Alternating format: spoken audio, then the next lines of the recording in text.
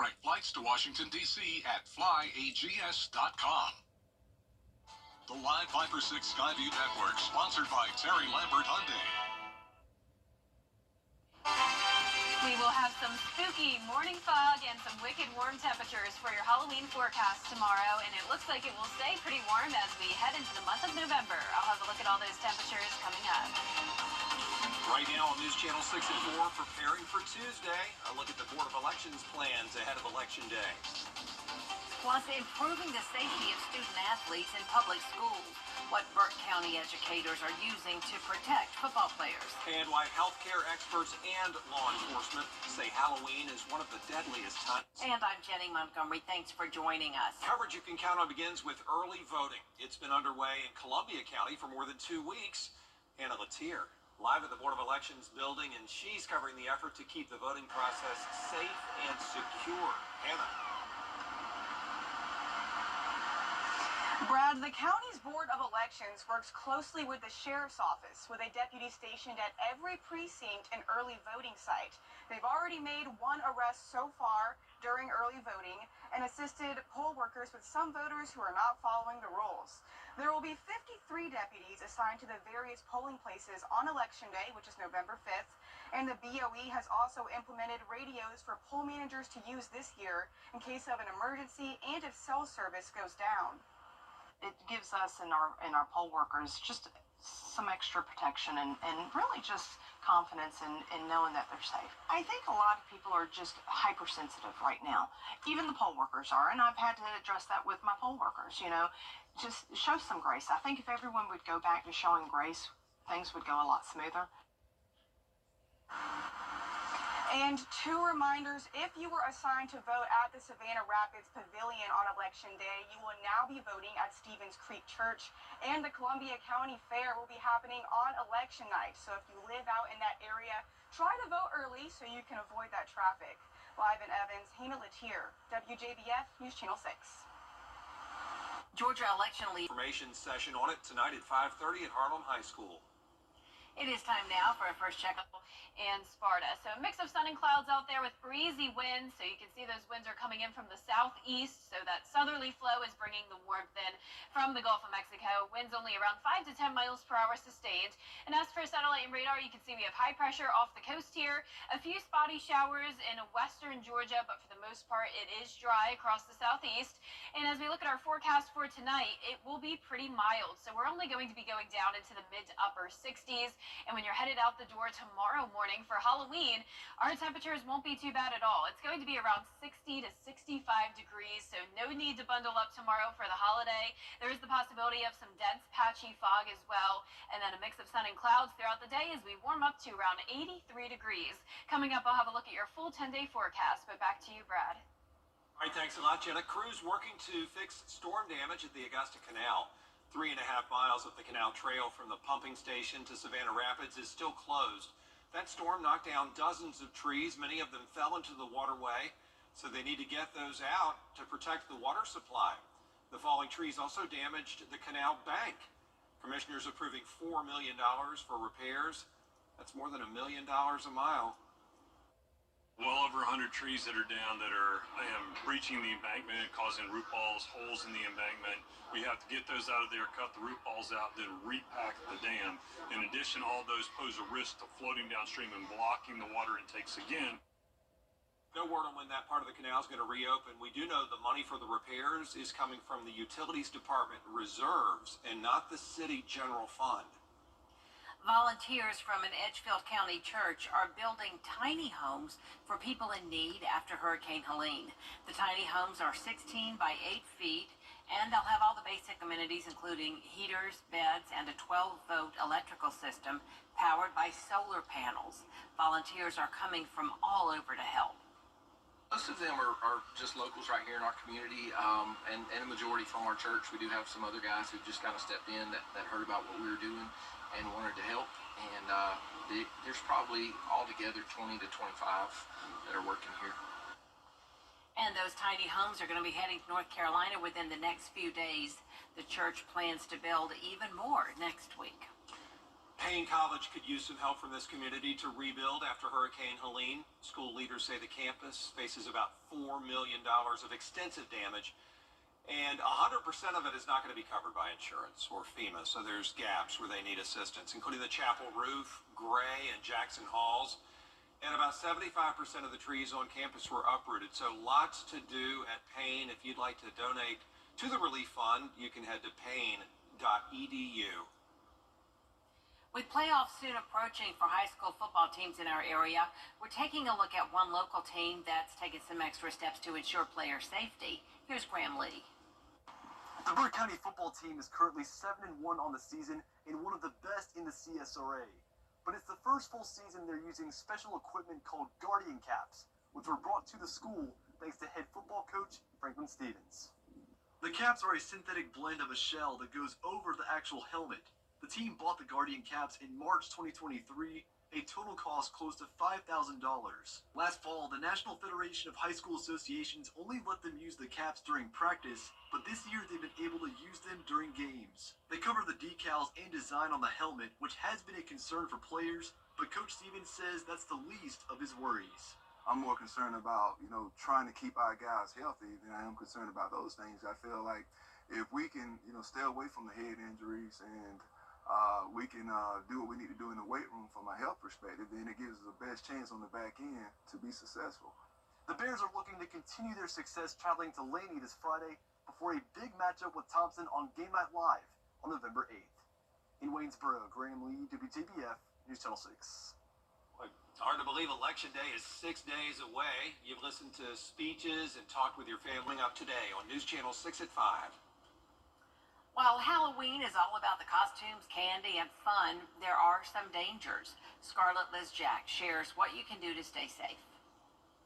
Soon, trick-or-treaters will fill the streets here in Converse Heights in search of candy. But officials want to remind parents to take precautions when you're going out on Halloween night. While Halloween is meant to be a night all about fun, Penny Shaw, the program coordinator of Safe Kids at the Piedmont-Spartanburg Regional Healthcare System, says it is the most dangerous night of the year for pedestrians. Shaw says while your child is trick-or-treating, it's important that they are visible. This is what we call retroreflective. As you can see, it reflects in the light. I so recommend that parents find containers that their children can carry around where it can be seen. You can get glow sticks. You can put the glow bracelets on and wear them. You want your child to be seen. Danger with the Spartanburg police are Little John says on Halloween night, law enforcement will have more eyes on the streets, and they're urging drivers to use extreme caution. About 5:30, 6 o'clock, kids are going to be out. Probably about 8:30 to 9 o'clock, it's probably over. But just understand that during those times, we want you to expect. With same-day service and eye exams available, you'll never miss a moment. For those affected by Well, don't forget to turn back your clocks when you go to bed Saturday night. It's the good one, though, when we fall back an hour to standard time. And although some might struggle because it gets darker earlier, most sleep experts welcome the change. This change from daylight savings time back to standard time is the better change for our sleep. Cleveland Clinic sleep psychologist Alicia Roth explains standard time is better aligned with our natural sleep-wake cycle. That's because more light in the morning signals that it's time to wake up, while the darkness earlier in the evenings helps our bodies produce melatonin to fall asleep. If you struggle with it getting darker earlier, you can try adjusting your sleep schedule if possible to get the most out of the daylight hours. And it's not because we gain an hour. It's because we're going back to standard time, which scientists and researchers and clinicians in the sleep world and the circadian rhythm world all agree is the better time for our bodies. Dr. Roth stresses we've already made it past the harder time change in the spring, and it shouldn't be difficult for our bodies to adapt back to standard time. However, she has a go-to tip when it comes to sleep in general. The golden rule for sleep is never get into bed until you're very sleepy. So don't get into bed to try to get sleepy. Don't get into bed hoping you'll get sleepy. Only sleep in your bed. Only go to bed once you are already feeling sleepy. Dr. Roth adds you should talk to your doctor or a sleep specialist if you continually have issues with your sleep. Are you feeling stressed or anxious this election season? You're not alone. Weather headlines on WJBF News Channel 6. Brought to you by Hickson Roofing. If your roof needs fixing, call Mr. Hickson. My accident happened. Now, your most accurate forecast with WJBF Live Viper 6. Welcome back. It is a nice, dry, and much warmer day than yesterday. You're taking a look at our Terry Lambert Hyundai Skyview cam. We do have a little bit of cloud cover, but not expecting any rain today.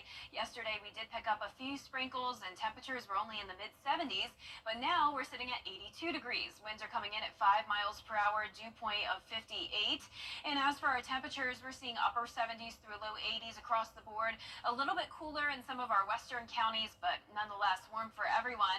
And as for satellite and radar, a little bit more cloud cover out towards the west, keeping those temperatures just a few degrees cooler, but overall high pressure is in control. We're watching this cold front to our north and west. That is bringing some storms actually up towards parts of the Midwest and the plains.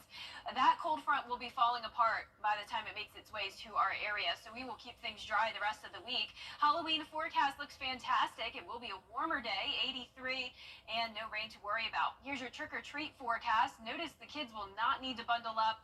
A light jacket at the most will do if you're out and about late at night. But we're starting out the evening in the low 80s and then low 70s still by the 8 o'clock hour.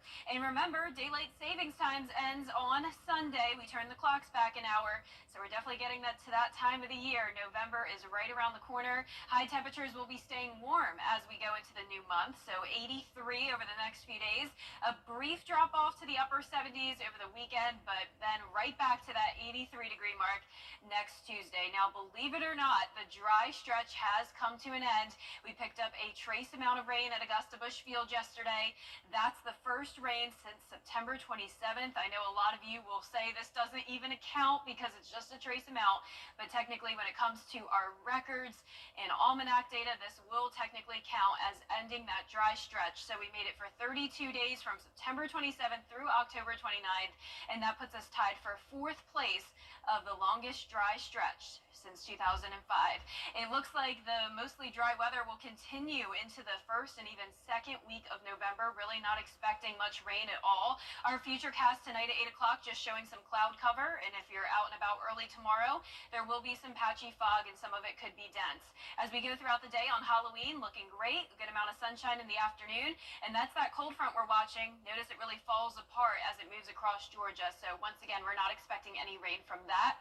We're also keeping an eye on the tropics. Still this one area of potential development at 40% in the Caribbean Sea, but no named storms at this time. If this does form, it will be named Patty. We'll keep you updated on that. Lows tonight will be in the upper 50s, and our highs tomorrow will be in the low 80s. Here's a look at your 10-day forecast, keeping things dry over the next 10 days.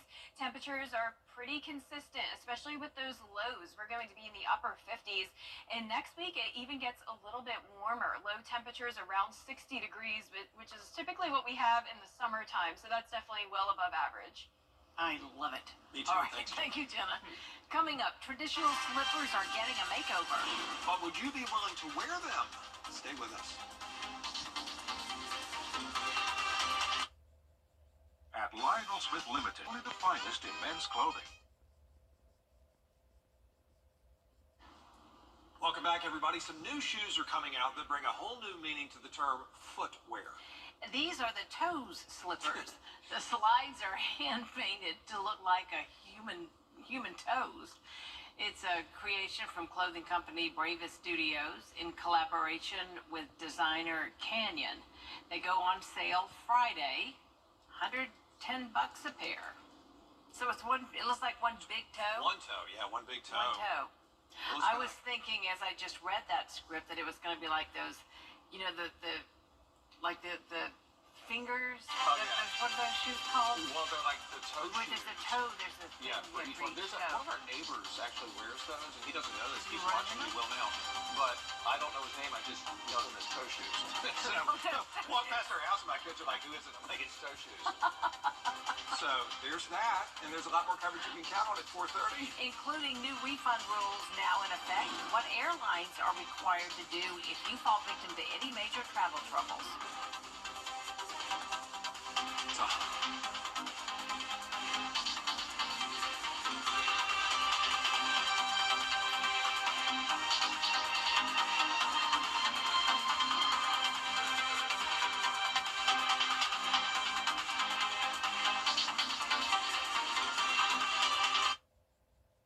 they really going to... Count on. The Live Viper 6 Skyview Network, sponsored by Terry Lambert Hyundai. We are going to have some spooky morning fog to start Halloween, and then as we go into the afternoon, some wicked warm temperatures back into the low 80s. I'll have a look at how long this warm stretch will last coming up. Now at 4:30, 1 month after Hurricane Helene, communities in western North Carolina are doing everything they can to recover.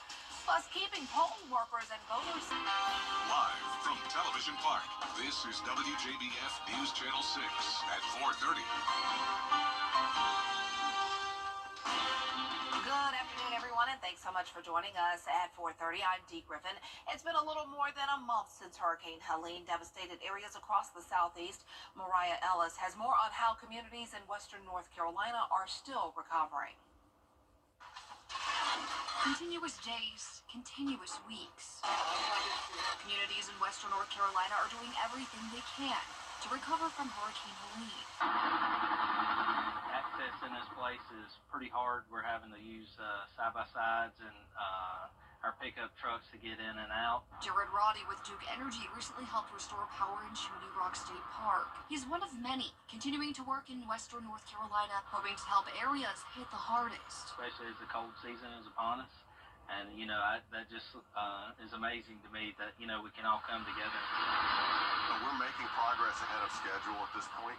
So we are in a better place today than we even expected we might be a week or two ago. Working since day one, Duke Energy's Jeff Brooks says they've restored power to now 1.4 million customers in North Carolina, 2.7 million across the Carolinas. But he says hundreds of customers are still without. Some of that has involved a lot of creativity, using helicopters to bring in utility poles into hard-hit areas. When your facility is not safely able to receive power, we can't reconnect that power until repairs are made and inspections are done. Bat Cave, Lake Lure, Spruce Pine, Spindle. Brooks says there are all areas where crews continue to navigate around inaccessible roads, damaged infrastructure. For some of their customers, it's the loss of entire homes. We're doing assessments in the parks. North Carolina State Parks Director Brian Strong says some of that power returned at Chimney Rock State Park late last week, but 13 units of the state park system remain closed west of I-77. This is about the communities too, and we want to be sensitive to the communities, not opening where they're not ready. Brooks says temporary substations are providing some immediate relief, but says it could take weeks, even months, to finish permanent repairs. Well, time now for the first look at our weather with Chief Meteorologist Jenna Petracci, and a lot of the crews are still out working in our area as well, and thankfully the weather has been great for them to be out there. Yes, hard to believe how dry it's been, Dee, and also hard to believe that technically, though, we did end that dry stretch when it comes to keeping our almanac data. We did pick up a trace amount, so technically that does end that dry stretch. We made it to 32 days. It's been since September 27th since we had rain, and some of you may have felt a few drops yesterday. That was about it. Trace amounts in several CSRA counties, but nothing very measurable. And right now on our Terry Lambert Hyundai Skyview cam in Augusta, we do have some cloud cover, but no rain expected for our Wednesday. Temperatures are much warmer today. We're sitting around 5 to even 15 degrees warmer across the CSRA. That puts our temperatures in the upper 70s through low 80s. 81 in Millen, 82 in Bamberg. Thompson, you're at 80 degrees, and then some upper 70s there in Gibson. Crawfordville, you're at 78. In 80 degrees as well in Edgefield. The winds are now coming in from the south. That's bringing in the warmth from the Gulf of Mexico. 11-mile-per-hour winds in Waynesboro and Swainsboro, 14 in Allendale. So a bit breezy today. High pressure still in control, though. We have some spotty showers over in western Georgia and Alabama with more cloud cover in our western counties. But overall, a pretty nice day today. And if you're headed out and about late tonight, it will not be very cold. Temperatures will be staying in the mid-60s through low 70s. And when you're headed out the door tomorrow morning, we will see some upper 50s, but just barely. 58 at 6 a.m., upper 70s by noon, and then topping off at around 83 degrees for your Halloween. So coming up, I'll have a look at your full 10-day forecast. But back to you, Dee. Hey, thanks so much. We'll see you in a few minutes. The race for the White House